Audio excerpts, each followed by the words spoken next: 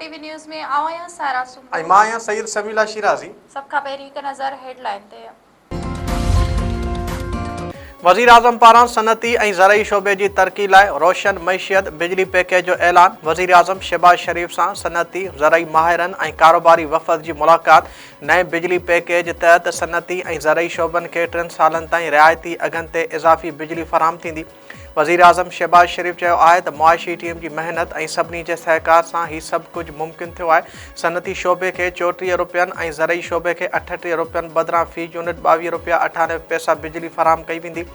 सनत ऐं ज़राअत जा शोबा तरक़ी कंदा त मुल्क कर्ज़नि मां निजात हासिल कंदो। पाकिस्तान ऐं पोलैंड मुख़्तलिफ़ शोबनि में सहकार वधाइण वारनि याददाश्त नामनि ते सयूं करे छॾियूं। पोलैंड जे नायब वज़ीर आज़म जी अॻुवाणी में आयल वफ़द जी पाकिस्तानी हम मनसब इसहाक़ डार सां इस्लामाबाद में मुलाक़ात। ॿतरफ़ी लाॻापनि समेत अहम मामलनि ते ॻाल्हियूं। पोलैंड जे नायब वज़ीर आज़म सां गॾु प्रेस कॉन्फ्रेंस कंदे वफ़ाक़ी वज़ीर इसहाक़ डार चयो आहे त पाकिस्तान ऐं पोलैंड विच में तारीख़ी ऐं मुनफ़रद लाॻापा क़ाइमु आहिनि। हवाई फ़ौज जो बुनियादु रखण में पोलैंड जो अहम किरदारु आहे। पाकिस्तान पोलैंड सां लाॻापनि खे तमामु घणी अहमियत ॾिए थो। DGISPR लेफ्टिनेंट जनरल अहमद शरीफ़ चौधरी चयो आहे त पाकिस्तान अफ़गानिस्तान में ख़ारजी दहशतगर्दनि जी मौजूदगी ख़िलाफ़ बहितर क़दम खयां आहिनि। पाक फ़ौज दुश्मन जे हर जारियत ख़िलाफ़ फ़ौलादी दीवार बणियल आहे। DGISPR पारां सवाबी में Ghulam Ishaq Khan institute of engineering science and technology जो दौरो। सिक्योरिटी सूरत हाल ऐं सोशल मीडिया जे किरदार ते ॻाल्हि ॿोल। DGISPR चयो त नौजवान क़ौम जो रोशन मुस्तक़बिल जा ज़ामिन आहिनि। नौजवान मुल्की तरक़ी ऐं ख़ुशहाली में अॻुवाणी वारे किरदार जी हैसियत रखनि था। अमेरिका रूस जे ॿिनि वॾियुनि तेल कंपनियुनि मथां पाबंदी लॻाए छॾी। डोनाल्ड ट्रंप चयो आहे त पाबंदियूं रूसी सदर खे रिव्यू तब्दील करण ते मजबूर कंदियूं। रूस ऐं यूक्रेन विच में जंगबंदी जे लाइ पुरउमीद आहियां। ओवल ऑफिस में नेटो जे सेक्रेटरी जनरल सां गॾु प्रेस कॉन्फ्रेंस कंदे अमरीकी सदर ट्रंप वधीक चयो आहे त जो बाइडन अमेरिका जी तारीख़ जो बदतरीन सदर हो। अमेरिका में गैर क़ानूनी तौर ते दाख़िल थींदड़नि मथां बजट ख़र्च नथा करे सघूं।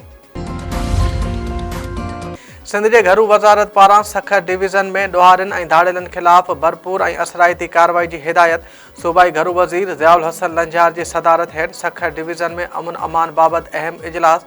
IG सिंध DIG सखर ऐं SSP जी शिरकत। सखर डिवीज़न में अमन अमान बाबति तफ़सीली ब्रीफिंग। घरू वज़ीर पारां कचे में धाड़ेलनि ख़िलाफ़ जारी ऑपरेशन वधीक तेज़ करण जी हिदायत।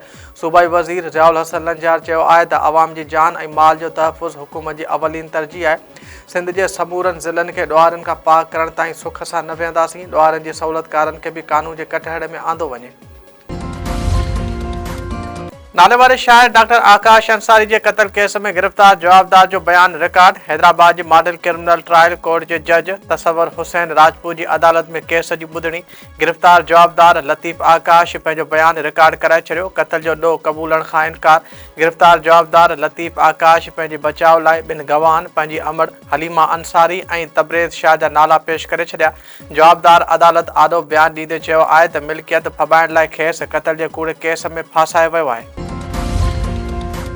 घोटकी जी अदालत गैर जे नाले ते क़त्ल केस में तारीख़ी फ़ैसिलो ॿुधाए छॾियो। 3 जवाबदारनि खे फाही जी सज़ा। एडिशनल सेशन जज 1 घोटकी जी अदालत मक़तूला साइमा जे क़त्ल वारे केस जो फ़ैसिलो ॿुधायो। जवाबदार नूर हसन सियाल, बशीर अहमद सियाल ऐं इमाम बख़्श सियाल खे फांसी जी सज़ा ॿुधाई वई। अदालत जो चवणु आहे त गैर जे नाले ते क़त्ल नाक़ाबिले माफ़ी ॾोह आहे। गैर जे नाले ते ठाह या मुआवज़े जी इजाज़त नथी ॾेई सघिजे। समाज में अहिड़नि ॾोहनि जी रोकथाम लाइ मिसाली सज़ा ज़रूरी आहे। शाहपुर चाकर में घर जी भित किरण सबबि माउ ऐं धीउ दॿिजी फ़ौत। वज़ीर जमाली टाउन में शमन डायरी जी घर जी भित किरी पई। घर धणी जी ज़ाल शहज़ादी डायरी थॾे ते फ़ौत। संदसि 8 वरनि जी धीउ सीमा नवाब शाह जी इस्पताल में तिबी इमदाद न मिलण करे तड़पी फ़ौत थी वई।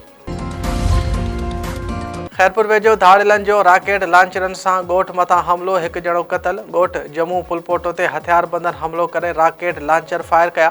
हमले में घर धणी शहमीर फुलपोटो मौक़े ते मारिजी वियो। 2 ॼणा इमरान फुलपोटो हाजन फुलपोटो सख़्त ज़ख़्मी। इतला ते पहुतल पुलिस जी मोबाइल मथां बि हथियार बंदन जी फायरिंग। पुलिस जो चवणु आहे त फुलपोटा बिरादरी जे यार मोहम्मद फुलपोटो ऐं बदनाम धाड़ेल रहीम बख़्श उर्फ़ रहू फुलपोटो जे धुरनि में पुराणे खूनी तकरार हलंदड़ आहे। जंहिं तां धाड़ेल रहीम बख़्श फुलपोटो जे ट्रोले ॻोठ मथां हमिलो करे 1 ॻोठाणे खे क़त्ल ऐं 3 ॼणनि खे ज़ख़्मी कयो आहे। ॾखण अफ्रीका ॿी ऐं आख़िरी टेस्ट मैच में पाकिस्तान खे शिकस्त ॾेई सीरीज़ 1-1 तां बराबरि करे वरिती। रावलपिंडी ऐं गॾियल ॿी टेस्ट मैच में ॾखण अफ्रीकी टीम 68 रन्सुनि जो हदफ़ आसानी सां 2 विकेटनि ते पूरो कयो। पाकिस्तान जी पूरी टीम ॿी इनिंग में 138 रन्सनि ते ढेर थी वई। 2 टेस्ट मैचनि जी सीरीज़ 1-1 तां बराबरि थी वई।